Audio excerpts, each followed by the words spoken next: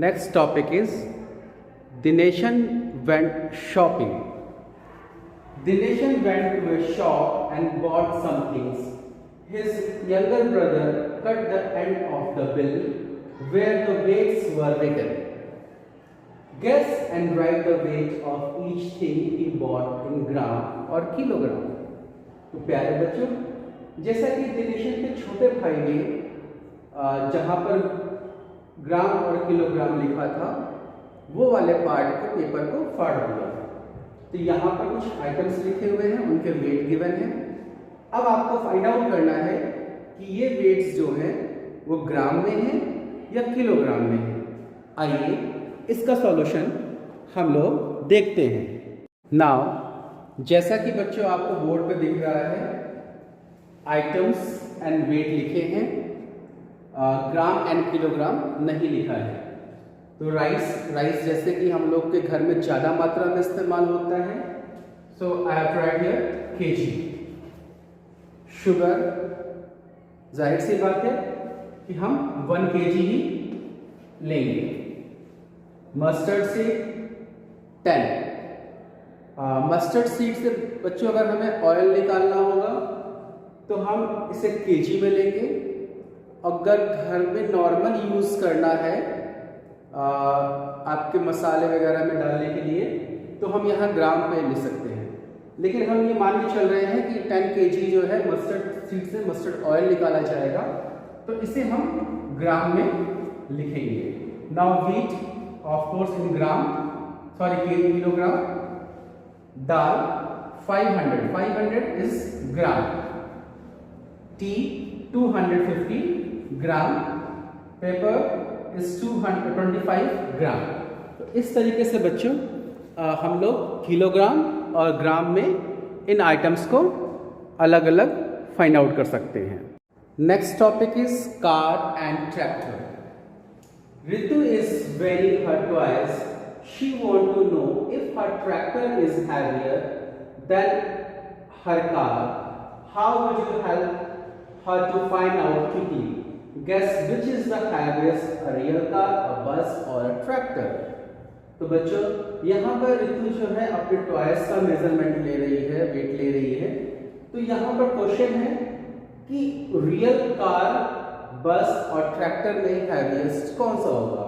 तो जैसा कि बच्चों यहाँ पर आपको ट्रैक्टर की पिक्चर शो हो रही है, कार की शो हो रही है, बस भी आप लोगों ने देख रखा है। तो इसमें अगर हम कंपैरिजन करेंगे तो bus is heaviest among all these 3, car and tractor. So the correct answer is bus. Now which is the heaviest thing you have seen? आपने अभी तक सबसे हैवीएस्ट थिंग कौन सी देखी है? तो अगर मैं अपनी बात करूं तो बच्चों हैवीएस्ट थिंग देखने का रेलवे का अगर इंजन की बात करें, I think that is heaviest I have seen. मैंने इंजन देखा है जो कि बहुत ही हैवीएस्ट होता है। उसके अलावा मैंने अभी उससे हैवीएस्ट थिंग जो है नहीं देखा है। अगर आपने देखा हो तो आप उस हैवीएस्ट थिंग का नाम यहाँ पर लिख सकते हैं, और नहीं तो रेल इंजन भी अगर लिखते हैं तो आपका आंसर सही होगा। Next topic is elephant's weight. Students, this is very beautiful story. इस स्टोरी में क्या होता है बच्चों की एक किंग होते हैं और एक दिन उनके स्टमक में बहुत ही पेन होता है। अपने राजमहल के सभी डॉक्टर्स को, वैद्य को उन्होंने बुलाया, मगर किसी ने उनके पेन का इलाज नहीं कर पाया। तो फिर किंग को एक उपाय सूझा। उन्होंने कहा कि जो मेरे पेट के दर्द को आराम दिला देगा उसे एलिफेंट के वेट के बराबर गोल्ड दिया जाएगा।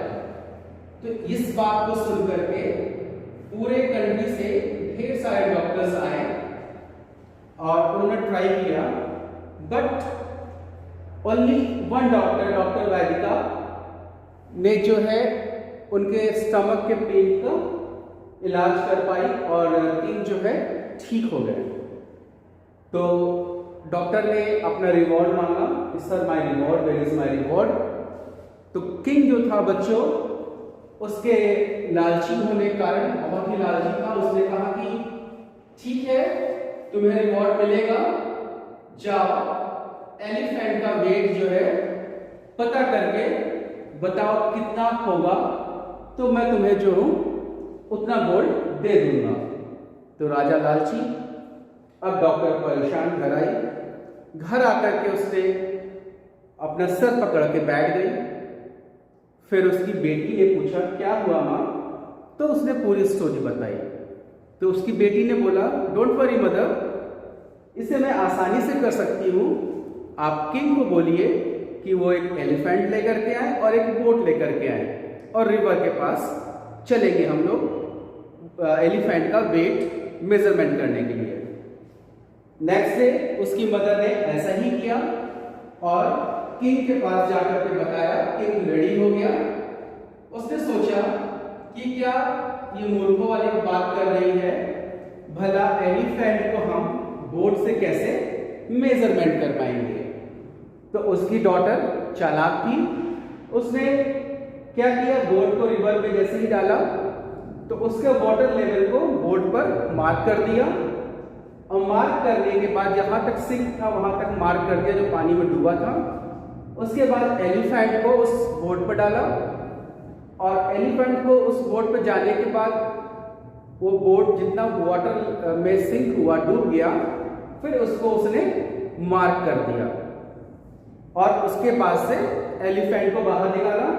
और उसकी डॉटर ने बोला कि ये जो मार्क किया हुआ हिस्सा है जहां तक एलिफेंट जब गया था, तो जो एलिफेंट के बाद जो मार्क किया हुआ हिस्सा है उतना गोल्ड जो है आप मेरी मदर को दे सकते हैं।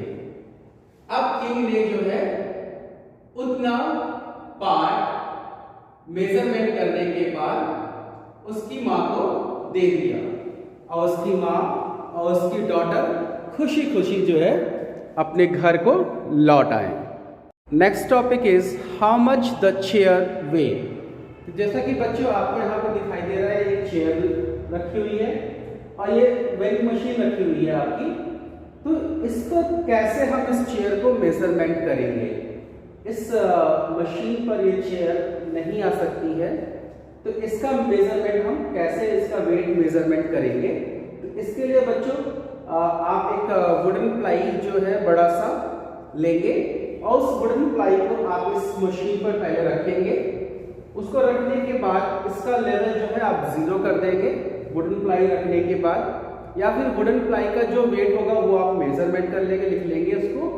और उसके ऊपर आप जब चेयर को रखेंगे तो उसके बाद से कितना वेट उस चेयर का आया वो फाइनली जो है आप लिख लेंगे। और उसमें जो पहले वुडन पार्ट था उसका जो वेट जो है आप माइनस कर देंगे, तो उस चेयर का वेट फाइंड आउट हो जाएगा। और अगर आप उसमें 0 करने का ऑप्शन आता है नीचे, तो आप अगर उस वुडन बोर्ड को रखने के बाद उसको 0 कर देंगे, देन आप इस चेयर को अगर यहाँ रखेंगे तो आसानी से आप इस चेयर का वेट मेजरमेंट कर सकते हैं। Next topic is broken stones. Abdu sells firewood.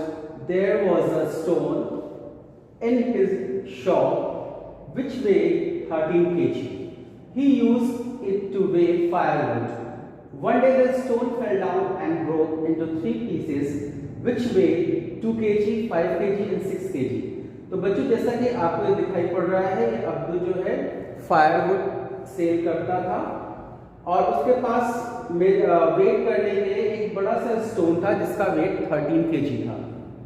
एक दिन क्या होता है बच्चों कि उसका वो स्टोन गिर जाता है और 3 पार्ट्स में ब्रेक हो जाता है। One part is 5 kg, another is 6 kg, another is 2 kg.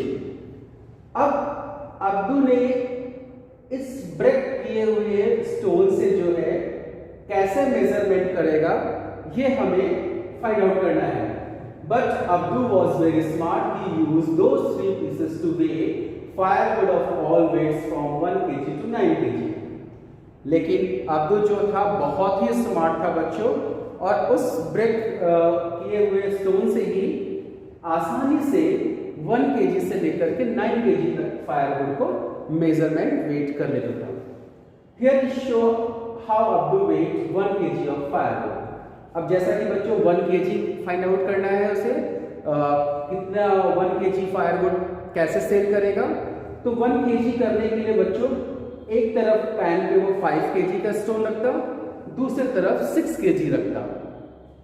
अब इसको इक्वल करने के लिए बच्चों यहाँ पर 5 kg वाले पैन पे वो 1 kg तक का फायरवुड रखेगा, तो आसानी से ये वेट हो जाएगा कि वो जो फायरवुड वो सेल कर रहा है वो 1 kg के बराबर है, because both pans are balanced. यहाँ पर आपके पैन्स जो है बैलेंस हो जाएंगे, 6 kg उधर है, 5 kg का स्टोन एंड 1 kg फायरवुड, तो हमारा जो बैलेंस है वो बराबर हो जाएगा पैन्स का, और इस तरीके से उसका वेट हो जाएगा फायरवुड का, और आसानी से वो 1 kg फायरवुड का मेजरमेंट कर सकेगा। Now you show how Abdul will use these stones pieces to weigh 4 kg firewood। अब बच्चों 4 kg फायरवुड का मेजरमेंट करना है, तो अब्दुल कैसे करेगा। तो इसके लिए बच्चों एक तरफ पैन पे वो 6 kg का वेट रखेगा और दूसरी तरफ पैन पे वो 2 kg का वेट रखेगा, और जहां पर 2 kg रखा है बच्चों वहां पर उसके बाद वो अपना फायरवुड रखेगा, तो बराबर हो जाएंगे दोनों balance, 4 + 2 6 and 6 both are equal. तो इस तरीके से वो 4 kg का फायरवुड जो है आसानी से वेट कर सकता है। एक तरफ 6 का स्टोन रखेगा, एक तरफ 2 kg का स्टोन रखेगा, और 2 kg वाले की तरफ 4 kg का फायरवुड रखेगा। Now 3 kg firewood. अब 3 kg फायरवुड को फाइंड आउट करने के लिए बच्चों एक तरफ वो 5 kg का स्टोन रखेगा और दूसरी तरफ 2 kg का स्टोन रखेगा, और रिमेनिंग 3 kg वो फायरवुड रखेगा, जिससे कि आसानी से वो 3 kg का फायरवुड जो है वो वेट कर सकेगा। तो दोनों जो है हमारे पैन्स बैलेंस हो जाएंगे। और इसी तरीके से बच्चों जब 7 kg का फाइंड आउट करना होगा, तो एक तरफ वो 5 kg प्लस 2 kg का स्टोन रखेगा, 5 kg प्लस 2 kg का बोथ स्टोन रखेगा, तो वो 7 kg एक तरफ पैन हो जाएगा और दूसरे पैन में वो फायरवुड 7 kg के इक्विवेलेंट रख देगा, तो दोनों हमारे पैन्स जो है बैलेंस हो जाएंगे। तो इस तरीके से अब्दुल ने स्मार्टली अपने फायरवुड को वेट करके सेल किया। Now next topic is post office.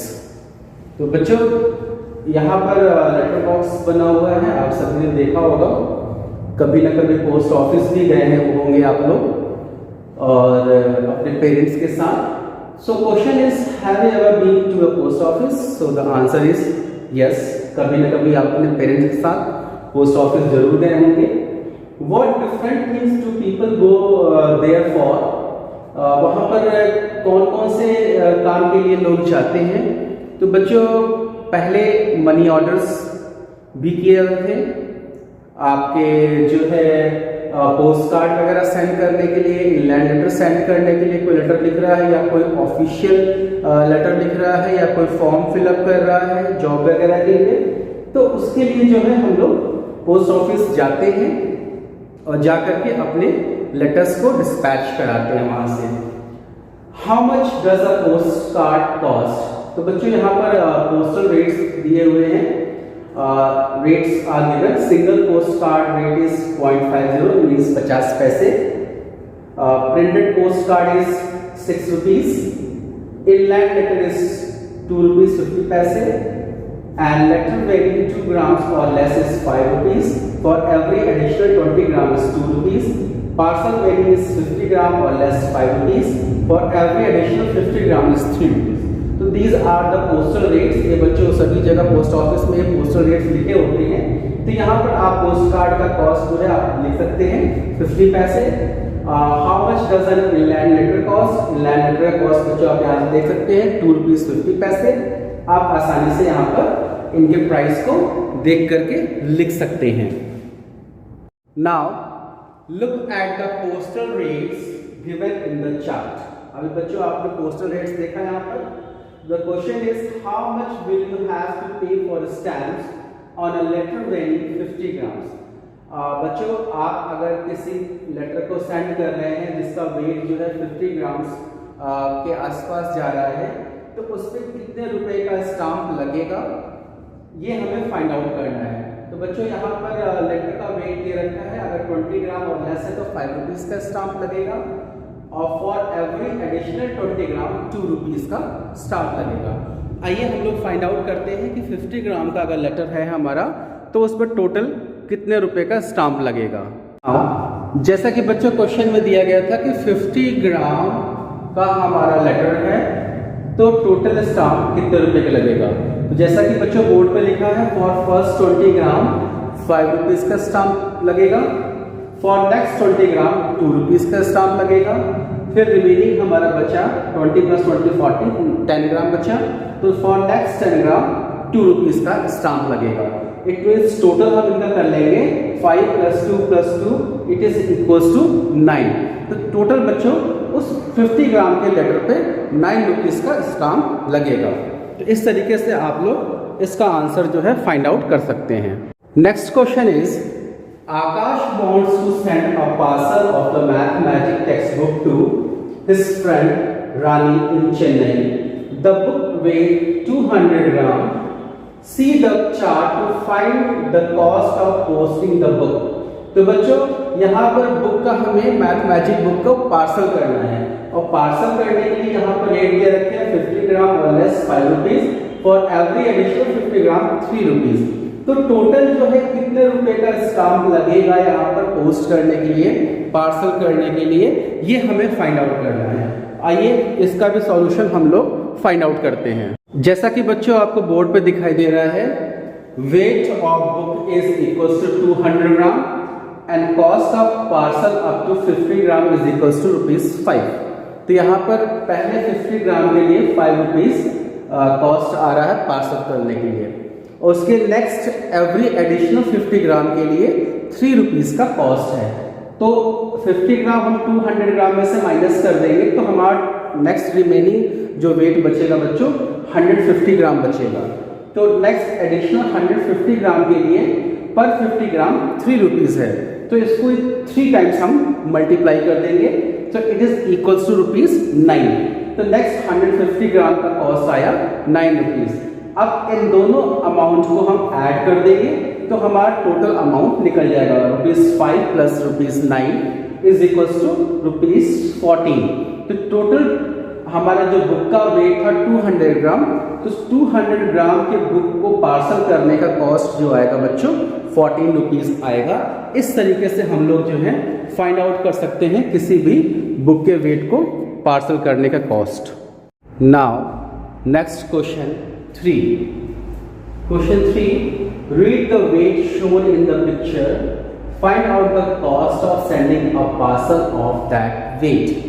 प्यारे बच्चों, यहाँ पर वेट मशीन है जिसमें वेट जो है आपका नियर अबाउट 225 के पास है। तो हमें फाइंड आउट करना है कि 225 ग्राम वेट का पार्सल जो सेंड करना है उस पर कितने रुपए का स्टाम्प लगेगा, टोटल कॉस्ट कितनी आएगी। यहाँ पर स्टाम्प्स भी बने हुए हैं बच्चों, आप देख सकते हैं। तो हमें यहाँ पर उस पार्सल का जो लगने वाले स्टैम्प है वो कितने रुपए के लगेंगे ये फाइंड आउट करना है। आइए देखते हैं इसका सॉल्यूशन।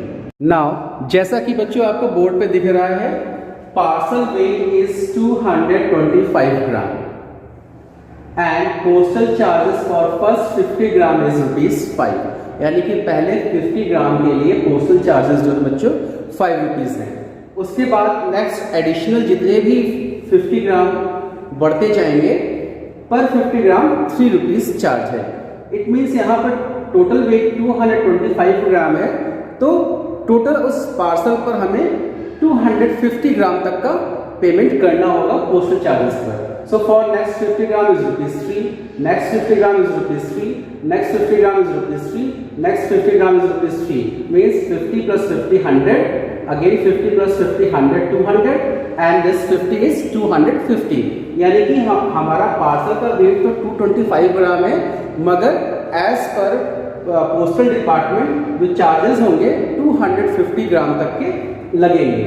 इस तरीके से हमने ये कैलकुलेट किया कि फर्स्ट 50 ग्राम के लिए 5 रुपीज़ है एंड एडिशनल 50 ग्राम के लिए 3 रुपीज़ पर 50 ग्राम कॉस्ट आएगा। तो इसको बच्चों हम लोग टोटल कर लेंगे, सम कर लेंगे। 5 + 3 + 3 + 3 + 3 it is equals to 17 rupees. तो टोटल बच्चों ये चाहे आपका 225 ग्राम का वेट हो चाहे 250 ग्राम का वेट हो, आपको उस पार्सल पर 17 रुपीज़ पेड करना पड़ेगा। और उससे कम भी होगा 225 से और 200 से ऊपर होगा तो भी हमें इतना रुपया पेमेंट करना पड़ेगा। Next topic is how many stamps. Rahul needs stamps of ₹25 for his parcel. He went to the post office. Only stamp of ₹1, 2, 5 and 10 were there at that time. Using those stamps, in how many different ways can we make ₹25? Can we show 5 different ways? What is the heaviest parcel we can send using stamp of ₹25? तो बच्चों राहुल नाम का एक बच्चा है जो post office जाता है और वहां पर उसे 25 रुपीज़ के स्टैम्प चाहिए होते हैं, मगर 25 रुपीज़ का सिंगल स्टैम्प ना होकर के वहां पर 1 रुपी, 2 रुपी, 5 रुपी एंड 10 रुपी के स्टैम्प जैसा कि आपको यहाँ पर दिखाई दे रहा है अवेलेबल है। तो आपको बच्चों डिफरेंट वेज 5 डिफरेंट वेज से आपको तरीकों से 25 का कॉम्बिनेशन बनाना है इन्हीं स्टाम्प का यूज करके, कि कैसे जो है इन स्टाम्प का यूज करके राहुल जो है 25 रुपीज़ का कॉम्बिनेशन बनाएगा। तो कोई भी 5 कॉम्बिनेशन बनाना है। आइए कॉम्बिनेशंस हम लोग बनाते हैं। जैसा कि बच्चों आपको बोर्ड पे दिखाई पड़ रहा है कॉम्बिनेशन ए, राहुल जो है 10 rupees, 10 rupees, 5 rupees is equal to 25 rupees. इस तरीके से भी कॉम्बिनेशन बना सकता है, 2 10 रुपीज़ के, 1 5 रुपीज़ के, टोटल 25 रुपीज़ हो जाएंगे। Next combination 5 + 5 + 5 + 5 + 5 is equal to 25। 5 times 5 rupees के स्टैम्प 25 रुपीज़ कॉम्बिनेशन हो जाएगा। Next C combination is 10 rupees, 10 rupees, 2 rupees, 2 rupees and 1 rupee is equal to 25 rupees. Fourth combination 5 rupees, 5 rupees, 10 rupees, 2 rupees, 2 rupees, 1 rupee is equals to 25 rupees.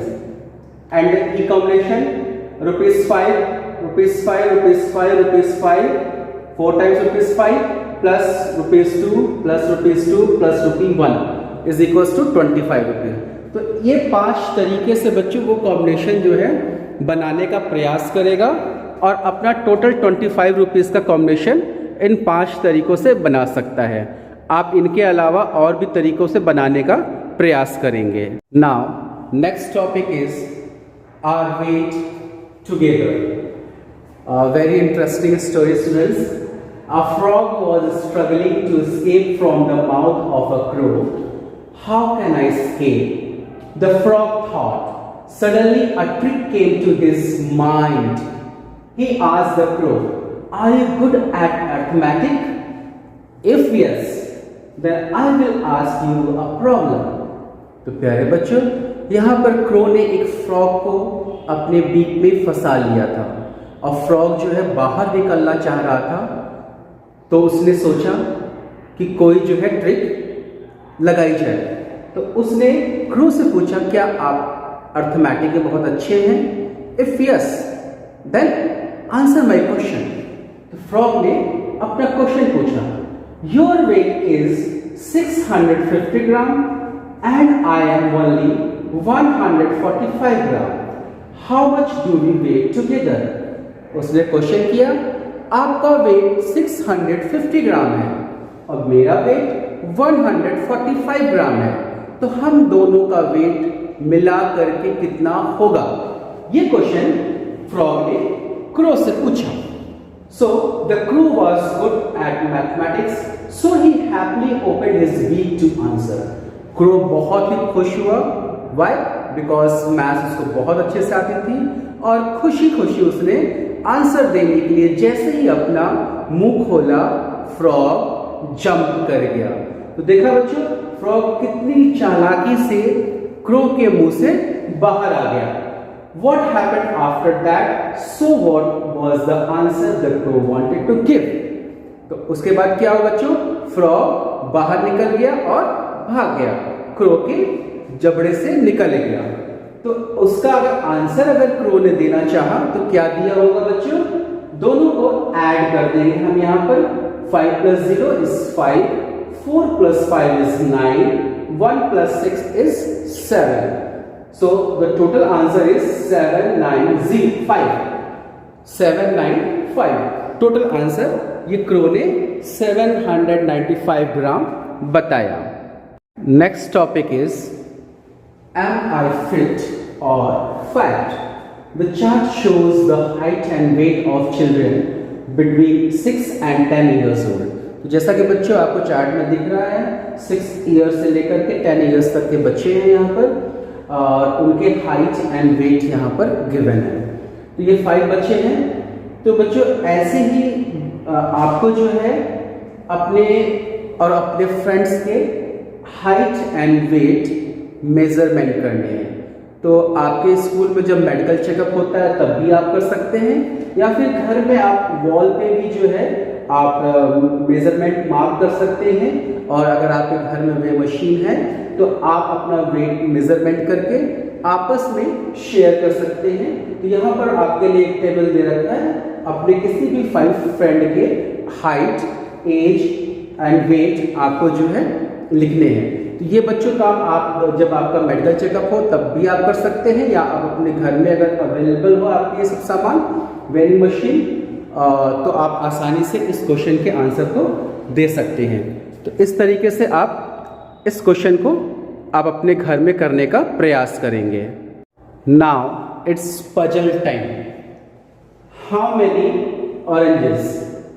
All oranges have equal weight. The 2 papayas have the same weight. The weights in the first and second balance are equal. How many oranges balance the weight in the third? तो प्यारे बच्चों, यहाँ पर आपके सामने 3 balance बने हुए हैं। First balance and second balance जो है इक्वल है। फर्स्ट पर 1 mango 1 orange is equal to 3 oranges. Second पे 2 papayas equals to 2 orange and 1 mango. Third one is 1 papaya and 1 mango is equals to how many oranges? तो orange के wait यहाँ पर equal है। तो हमें पता करना है बच्चों कि थर्ड वेट को हम कितने यहाँ पर ऑरेंज रखेंगे कि हमारा बैलेंस इक्वल हो जाए। आइए इसका सॉल्यूशन हम लोग पता लगाते हैं। नाउ जैसा कि बच्चों आपको बोर्ड पे दिख रहा है, इन फर्स्ट बैलेंस आपने देखा 1 मैंगो एंड 1 ऑरेंज था, इज इक्वल टू 3 ऑरेंज के बराबर था। तो बच्चों यहाँ पर देयरफॉर 1 मैंगो, ऑरेंज इधर चला जाएगा 1 orange, so that 3 orange minus 1 orange is equal to 2 orange. यानी कि एक मैंगो जो है का वेट जो है 2 ऑरेंज के बराबर होगा। तो यहां से हमने फर्स्ट बैलेंस से ये फाइंड आउट किया। Now in second balance 2 papaya is equals to 2 orange plus 1 mango. It means 2 papaya जो है 2 ऑरेंज और 1 मैंगो के बराबर है, जो आपके बैलेंस पर दिखा था पहले। It means यहाँ पर बच्चों 1 मैंगो हमने अभी फाइंड आउट किया कि वो 2 ऑरेंज के बराबर है। So we have to write here 2 papaya is equals to 2 orange plus 2 orange because 1 mango is equals to 2 orange हमने अभी प्रीवियस बैलेंस में हमने फाइंड आउट किया। So that 2 papaya is equals to 2 + 2 4 oranges, यानी कि 2 पपाया जो है वो 4 ऑरेंज के बराबर होगा। Therefore 1 papaya is equals to 2 orange, और 1 पपाया जो होगा बच्चों 2 ऑरेंज के बराबर होगा। ये हमने अभी सेकंड बैलेंस से फाइंड आउट किया। Now in the third balance 1 papaya and 1 mango रखा हुआ है एक साइड में, तो दूसरी साइड में कितना होना चाहिए? तो बच्चों अभी हमने फाइंड आउट किया यहाँ पर 1 papaya is equals to 2 orange and 1 mango is equals to 2 orange हमने यहाँ पर फाइंड आउट किया था। 1 mango is equals to 2 orange and 1 papaya is equals to 2 orange. So our answer is equals to 2 orange plus 2 orange because 1 papaya is equals to 2 orange and 1 mango is equals to 2 orange। तो यहाँ पर बच्चे हम लोगों ने find out किया कि हमारा 1 पपाया एंड 1 मैंगो जो थर्ड बैलेंस पे रखा हुआ है वो 4 ऑरेंजेस के बराबर हो जाएगा। तो अगर हम सेकंड बैलेंस पे आपने जो है रखते हैं 4 ऑरेंजेस, तो वो 1 मैंगो एंड 1 पपाया के वेट के बराबर हो जाएगा। तो इस तरीके से बच्चों इस क्वेश्चन का सॉल्यूशन हम लोग फाइंड आउट कर सकते हैं।